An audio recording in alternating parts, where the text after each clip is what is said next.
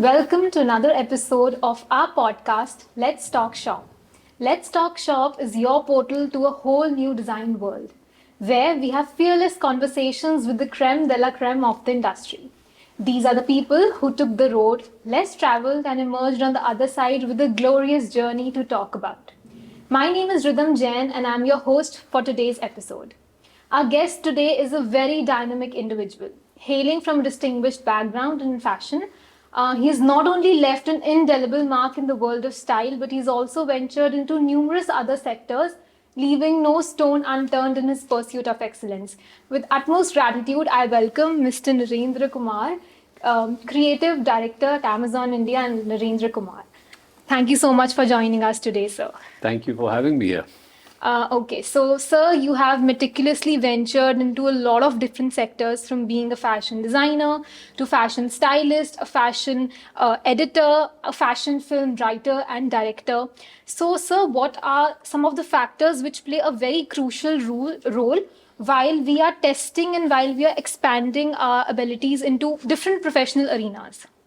So I think that what I realize is that you need one fundamental base from which you designed. So I started with design, and because of design, I could do everything associated and aligned with design. So you need some grounding. Yes. From which you can have a perspective on what work you're doing, on the basis of what you're going to do. So, like I said, design. I went to fashion school, but because of fashion school, I could style. I could be a fashion editor. I could be a photographer. I could be a filmmaker. I could be a consultant. I could be a teacher. And I did all of it. Most people think that you do design and that's all you should be doing in life. But design is a medium for you to do many different things. It's an aesthetic that you drive that can be adapted to any and everything in life.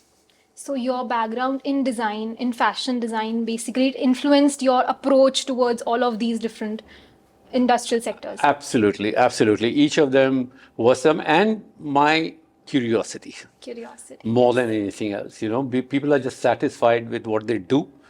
For me, satisfaction was never a word. For me, test out the boundaries possible, and you might fail in some, you might do well in some, but that's okay. So like we are talking about curiosity. I think it's very important that you talk about the other factors also, like you mentioned while we were sitting for the panel.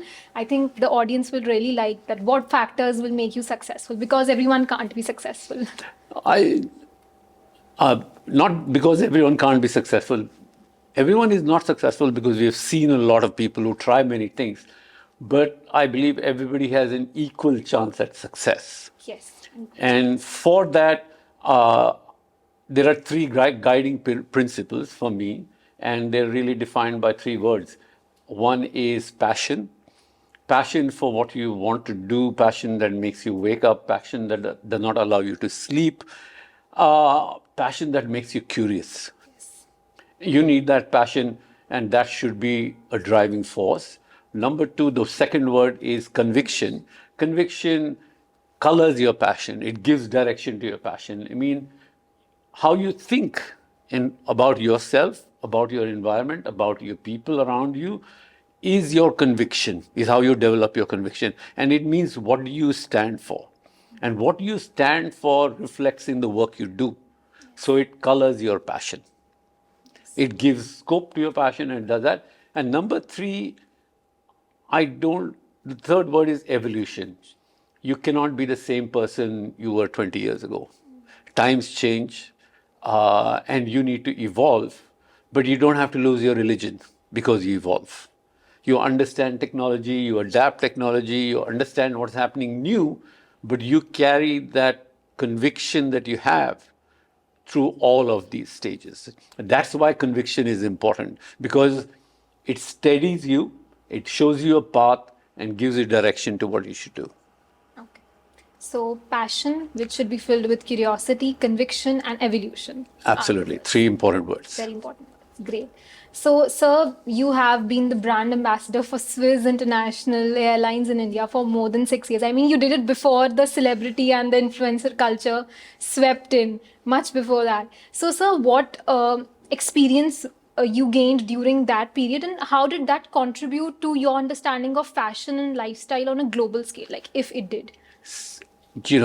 Number one, when a book is written about me, when I write a book, it will have a title, Yes. No Rear View. Okay. You know what it means? Means what has happened behind is really not important. I want to know what's happening in front, Next. what's going to happen next. And you don't wallow on what you have done in the past. That's for other people to see. Your excitement is about what you want to do tomorrow. And to me, that is really important. And when it comes to Swiss and the airline and the work that we did, it's nice to be a global ambassador. It's nice to be an ambassador for a global brand. The fact that they recognize that you can contribute to their growth in the country Yes. is a different story. Plus, I got to travel free all over the world for 7 years. Yes. How much more can I say? Yeah. So I discovered places in the world that I had never traveled to before. So we'll talk about the other roles that you've been into. You've been into the advisory founding member for the Lakme Fashion Week. So what kind of research and what all challenges did you face at that point in time? What all things you kept in mind while formulating the Lakme Fashion Week? The idea is really the market was ready for something. You have to understand what is happening below the surface. There were designers who were coming together. People's interest in fashion was growing, but there was no platform for the fashion magazines had been around for 3 years already, and there was no platform for designers to come together and showcase at one place. So that was simple. Find a gap. But to find a gap, you need to know where the gap is. Yes. You need to understand how the market is evolving, what is happening below the surface, not on the surface. What is happening on the surface is what you know. But why things are happening and why things are changing is really the most important thing about it. So everywhere that I did, all the roles that I did was really about understanding this part of it, that why do we change as a people and what makes us change? And how can I capture that change before somebody else can think of it? Yes, that's what it The truly right is. word is called capturing the spirit of the times, which is zeitgeist. Okay, nice. So if we're talking about Lakme Fashion Weeks again, and how it's all about changing and evolving. How has that changed over the years, and how do you think Oh, it's tremendously. It yeah. has changed tremendously. Sorry, I mean, you meant what? So, yeah, no, tremendously. When Lakme started out, in the first few years, 80% and 90% of the designers were doing ethnic wear. And then suddenly, after 5 years, we all designers realized that we need international validation, that we wanted to be compared with the rest of the world. And suddenly, everything, 80% of every designer who was doing ethnic wear was doing Western wear, Yeah. because that was a comparison with the Western designers. But today, if you see, there's a growing strength from within. There is, over the last 5 years, 10 years, there's been a growing sense from within where we are confident of the clothes that we do. We don't need to be qualified by an Italian designer or a French designer. We are strong in what we do, and we have our own aesthetics and we have our own story. Even that has evolved today. In the latest group, you see a lot of it is being driven by change. You're seeing people are sick and tired of putting the same lehenga, same paisley on the lehenga in a different color, in a different place, year after year, season after season, doing the same thing. Young people don't want to see that. And young people want to see change, want to be contemporary, want to be part of the world. So you're seeing that reflecting in fashion. Also, on the ramp, you're seeing designers who are doing modern adaptations of it. And that's where we are going right now. So even Fashion Week, and you can see that as a lens of how fashion is changing in the country. Yes. And a lot of it is today being driven by younger people, Gen Z. If you see everybody, who are the big stars? They are all 20, 22-year-old people, right? Salman Khan, Shah Rukh Khan were the stars of yesteryears. Today, there are a new generation of people. So if a younger generation, if they believe that yes, we've got something that is a bit different from what people have been doing, so should they use the fashion weeks as a platform, or should they try to build their own brands first and then maybe showcase at a fashion week? See, earlier, Fashion Week used to be a point where all the top journalists of the country were there. Today, there is no magazine that is there. Social media. No magazine.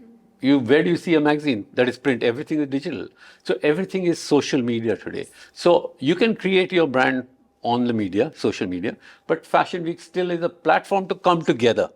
But social media is really what is driving a lot of the new fashion in the country. I mean, that is why you see that today fashion earlier was limited to tier 1 city. Now in tier 2, tier 3, you can find the same kind of people, same mentality, because jobs have moved to different places. You see all the same style across all countries. Social media has homogenized fashion in this country. And so you can't really differentiate a woman in Mumbai from a woman in Chandigarh, from a woman in Bangalore, or from a woman in Raipur. At the same level, if they are all working, they all have the same style. But we also have to keep the cultural differences in mind, but they will still have a fashion style. That's what I mean. Cultural differences are disappearing because we all work in the same environment. We live on the same social media. We see what's happening across everywhere. And social media is not restricted to one community or one state or one kind of stuff. It's available to everyone. Everything is being adapted to a kind of, if you have something that is done in Assam, I'm sure somebody in Chennai will be wearing it also. So fashion today is more about the mindset than where you come from, not the state that you belong to. Because the same people travel to all states and work all over the country today, right? Yes. So we are getting more and more cosmopolitan cities where people are moving from, every part of the country. Yes. So they carry fashion with them. That's what's homogenizing the fashion. I think it's a very great thing for our industry as well. It's opening up new opportunities. It is, but some people say we are losing our ethics and we are losing our fashion. And like you saw today in the class, there was not one student wearing a salwar kameez, right? When people don't associate that with fashion, how are you going to force them to do it? So fashion is about change. And like I said in the class, first it was a sari. Women in saris could not run and catch a bus or catch a train. So they moved to a salwar kameez. Salwar kameez was still too cumbersome with a dupatta flying away while you're running. So they moved to jeans. So that's where it is moving. So clothing is moving towards more utility fashion, that is utilitarian in a way that allows you to function. Because today, women do the same job that men do. Yes. And they need, if men are wearing shirts, why can women not? But they don't have to, but why can they not? So it conveniences you, and that's why you wear it. But ethnic fashion has become more like occasion wear. Yes. And time to remind you sometimes of your heritage. Fortunately, yes, but that's where we are heading to. I don't know if it's unfortunate or not. It is change. It is change. And the future is about who you are as a person, not which state you belong to. Right? So the story is really about saying, who am I? And what are my ethics and what is my conviction? Because you study the same thing in every school, whether it is in Assam, whether it is in Begusarai, whether it is in Chandigarh, the curriculum is the same. Your thinking is the same. So how can you be different otherwise? Our thinkings I know I might sound a little controversial, but this is the truth and somebody has to say it. I think, but the way we express it, it's different for different people. Even on social media, our takes can be different on different topics, and that's how we express it. No, but it does. But if you see the general wave of stuff, how many times have you shot a reel in a salwar kameez? Only on occasions, yes. That's it. So you can see that, right? And you are this generation. So, and you see things are changing. So you brought the idea of a fashion editor in the country for the first time with L. So what are some tips for students who wish to explore this arena of being into fashion, blog writing or fashion journalism? What are few tips that they should keep in mind? I think the most important thing is to know a bit about fashion history. When you write, I find that a lot of the senior journalists also don't understand fashion history and how fashion has evolved. And you need to understand how fashion has evolved to be able to make good sense. And number two, develop a sense of aesthetics that you have, that you can then showcase in every part of what you do, because that's how you build a brand where aesthetics are showcased in every aspect of your presentation, whether it's a blog, whether it's something else, whether yourself, how you carry yourself, all of it reflects what, you can't be wearing a rag and then talking about high fashion. Okay. Yes, that's great. So two tips: carry forward, like carry your aesthetics with you, and you should know a bit about your history or fashion history. Fashion history, yeah. Yes. Okay, so now if we move on to the next question, it's related to your take on sustainability. So, like you talked about your sportswear line. Yeah. If you could talk a bit more about that, and what's your take on how you perceive sustainability in the country? So I think that sustainability is an important way forward because the climate is in extreme danger. But we are, when a country like America talks about sustainability, everybody is of the same economic level almost, and everybody can afford stuff like that. In India, we have a large part of the country that is living a sustenance life and cannot afford to pay for meals. Forget it, if you're hungry, where are you going to pay for sustainability, right? But for the people who buy sustainable stuff, number one, good for them, but you can't buy an outfit that is costing 15,000 rupees and wear it 4 times a year and say that you're sustainable. Sustainability means how can you make sustainability a story every day of your life? And that's important. I try to do it with everyday sustainability, with athleisure and sportswear and that kind of stuff, but people were not willing to pay the price. So while people talk and mouth a lot about sustainability, nobody is willing to pay the price for it. And the price means paying that person who has woven your fabric for you in the village the same kind of amount that you would pay and the same lifestyle that you would have for yourself. I mean, but we think that we are elite and they should be working for us all their lives. They should be in their villages doing this hard work, whereas we fly in our helicopters and private jets. That is not sustainability. Sustainability is equality, and it means equal for everybody. For the child of the weaver, so that that child of the weaver gets the same education and same opportunities that you and me get. That is sustainability. When we learn to pay for that, then I think we will be truly sustainable.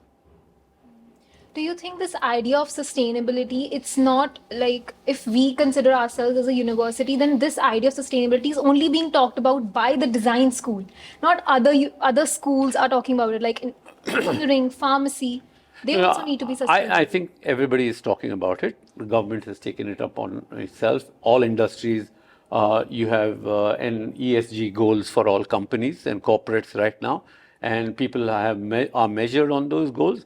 There is effort on all fronts. It's not like it is only design people are talking about. Because we are in the fashion space, so it becomes a little more loud, but everybody's endeavor is to work towards it because we have no choice. We have to be there. We have to be there and we have to learn how to pay, but we need to know how to scale and measure it up. Like when Urvashi was sitting there and talking about it, she's doing her bit for what she can do, but she can do a bit for that kind of people. Yes. Right? But even those kind of people, how would you expect lesser of them than yourself? You want to come to a school like this and study, wearing what you wear. Shouldn't their kids also be doing the same thing? Going into the same kind of school, traveling the same thing, doing all the same stuff. That is really sustainability. We can't ask them to be sustainable for us. Yes. We can't. That is wrong. So there's a term that's doing the rounds in social media. It's called eco-exhaustion. That's the green fatigue is sinking in. The consumer thinks that we can't adopt sustainability at our own personal level. We should take the bigger businesses. They should take the lead. So what is your take on that? I think that people like you are already making a difference in brands. Brands are becoming more and more aware about sustainability and what they have to do. If you lose the voice, Yes, you will have no world to live in. that's absolutely. So you can't afford to lose your voice, and you have no choice. You can't afford to lose your voice. So if you start making demands, all brands will listen to you. And if you ask people how it was made, where it was made, how much you paid, were the people who worked paid properly, did they get proper working hours, all of that is becoming an issue. Educated people are doing more and more of it, and this is what education should do for all of us. So exhaustion is, while everything comes and becomes a fad and moves on stuff. I remember 20 years ago there was eco awareness and all of that, but nothing happened. And we are back to eco awareness again, sustainability. But this time we have so much data around climate that we cannot afford to look the other way. Everybody needs to be on the same page to actually make a difference. Yeah, not everybody. Every individual can make a change if they want to. If they want to, at their own personal level. Absolutely. Okay. Okay, so sir, now I would really like to talk about your role at Amazon. So what has your experience there been like? What all roles do you do there as a creative director? At Amazon, I was one of the first few people on the team that joined in. But from developing the team to looking after the creative side of the team, building the whole team, bringing on brands, creating experiences for Amazon customers, working with the private labels to image and build their brands, kind of stuff. All of those things to launching the Amazon Gen Z store. I hope you have gone and shopped on it. You should shop on it if you haven't. I'll definitely. You have to. Taking Amazon to the next generation. When it started 10 years ago, there was a generation that was there. Today, there's a new generation. My role was to take Amazon fashion to the new generation. That is really amazing, sir. And from being at that level, what do you think? How has like the digital era impacted the fashion industry, and what all trends can we budding designers look forward to? What should we keep in mind while we are launching our own label? So, something that I should tell you, I don't know Photoshop. Okay. I don't know any of those things. Really, I still draw and sketch, and I love that. And for me, that is connects to what I want, physically connects to what I think of, what I want to do. But technology is a way of life, and one has to learn it in the future. If you have to live without, you cannot be without technology. It's better to understand your tools really, really well, but learn to tell your own story. That is what will make the difference, because everybody will have access to the same tools. And in that world, how will you be different from everyone else? And for that, you need to be able to tell your own story, have your own conviction. Again, I come back to the same thing. And that's how you will make a difference. And these are important tools. You can't live without it. I got away without it, but I don't think people can get away without it right now. Because we have a lot of opportunities, we also have a lot of competition at this age. Absolutely, and that is that. Yeah, and there is more competition and because I could not do, I could not work on Photoshop and all that. I taught myself to sketch under 5 seconds. That's something that we can't do. So under 5 seconds, I told myself I should be so fast that when somebody says something to me, I should be able to draw quickly and give it to them. Our faculty tells us all the time to use a paper and a pen, but But you know what? But I tell you something, when people see that and when people see, you should learn that. But I think that when you draw by yourself, you show it to somebody and sit in front of someone and draw, they will think you're an artist and a creative person more than when you're sitting on the computer. I mean, that is a real important tool, especially when you're dealing with private customers. It's important to be able to sketch because sketching associates you with creativity, original creativity. original. Because though you might do original stuff on the computer, people don't associate computer with brains. It's a tool. It's a We tool. have the brains. You have the brain but small story, I must tell you. I mean, because I learned how to do it, people who didn't know me and I saw me sketching, they said, "Oh, he's an artist." Straight away, without anything. So it's an important thing that students should keep in mind. I think while you learn all those tools, being able to do that is being able to create your own signature. Because when you do it on the computer, it probably is very difficult to create your own signature in as short a time as you can sketch. Okay, understood. So, sir, like one of my batchmate asked you about how you started your own label. So you identified the gap and you talked about it. So what are few other things that we should keep in mind? Like what are the creative process and all of the challenges that we will face while we are launching our own brand? So if you could shed some light on that. Creative process, see, I think there is creativity in imagine. You can be creative anywhere. Sitting here, you could be creative.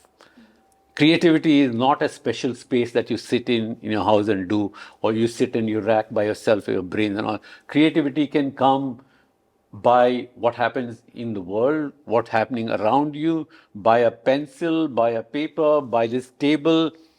You could use that, but for that you have to have a lot of knowledge.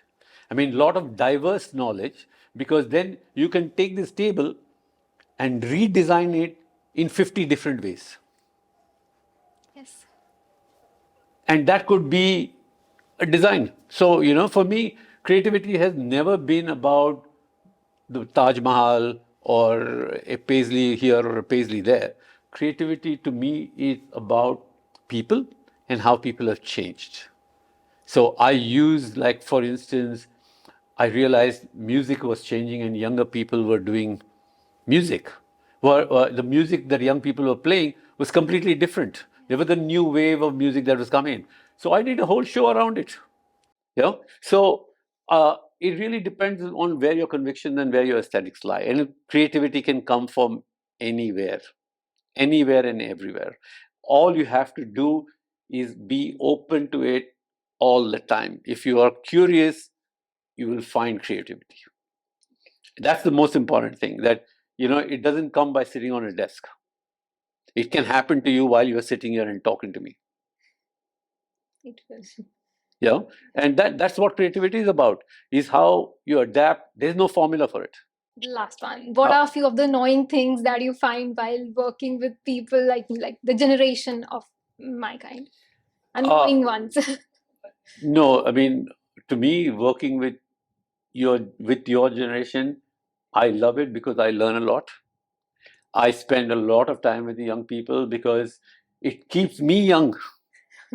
Yes. If I was sitting with the same age group of mine, I would be aged in like 15 minutes. I won't be able to launch a streetwear line, I mean, which I'm going to do. the jacket that you're wearing, it's like very nice. So, I mean, the idea is, it's not annoying. I was like you at one point, and I must have been annoying to somebody else. But this is part of growing up.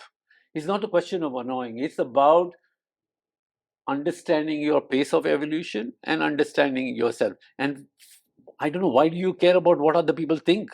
You should not. You should be caring about what you think about yourself. Forget what everybody else thinks about you, because they will box you, they will put you in places that you should not be in. That's the worst trap that you should fall in. Don't really care too much about what other people think of what you're doing. That's a very magical advice. Yeah, unless you're breaking the law. Thank you so much, sir, for joining us today. My pleasure. This is absolutely wonderful. I enjoy this. This is a nice day, a day spent well for me. I mean, love talking to young people, love learning from young people. I learned today that people have songs on the top of their list, but they can't sing it. And don't know the lyrics of this song. What kind of generation is this? You might get a little nervous sometimes. But that was the trick question. I really Yeah, but you know, when I interview people at jobs, I mean, the CV is their CV anyway. I know that the portfolio there, I can see it. I want to know what a person thinks and how a person thinks.